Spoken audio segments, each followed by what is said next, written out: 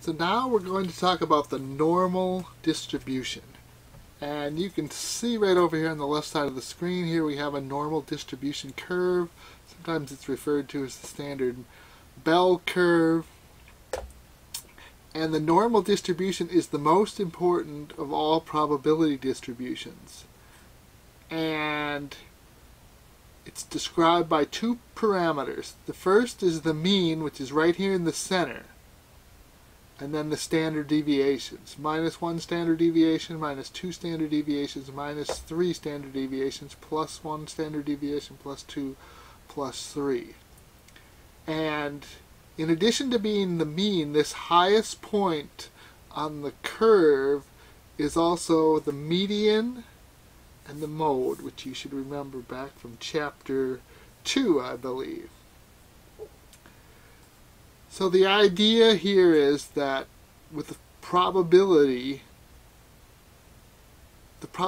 of it being, the total probability under the curve is equal to 1. 0.5 is to the left and 0.5 is to the right. And if you remember to an earlier chapter we talked about the empirical rules, that here I'm going to put some lines up.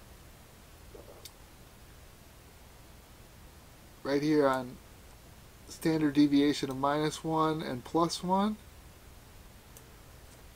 So this area between +1 and -1, that is 68.26 of the values in a normal distribution are within 1 standard deviation of the mean.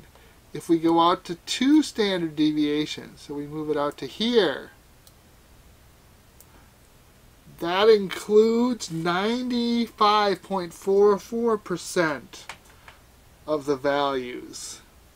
And then finally, we go out to 3 standard deviations away from the mean, and it's 99.72% of the values are within 3 standard deviations of the mean.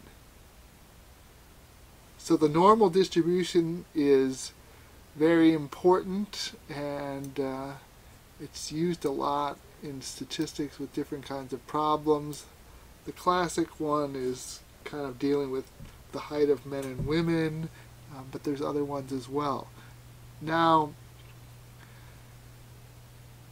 when you have a normal distribution whose mean is 0 and the standard deviation is 1, it's also called the standard normal distribution. And I'm just going to scroll down here. The idea you can convert any normal random variable to a standard normal. I'm going to fix that. Random variable using the following formula. So it's going to what's called the z-score. Z is equal to the x value minus the mean divided by the standard deviation. And so we're going to be using that calculation to go to z's in order to determine the probability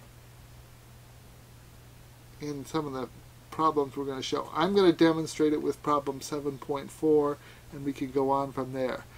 But just know that the normal distribution is really an important concept, and I'm going to show you in 7.4 how it works, and I think that'll give you a better idea how to make those calculations.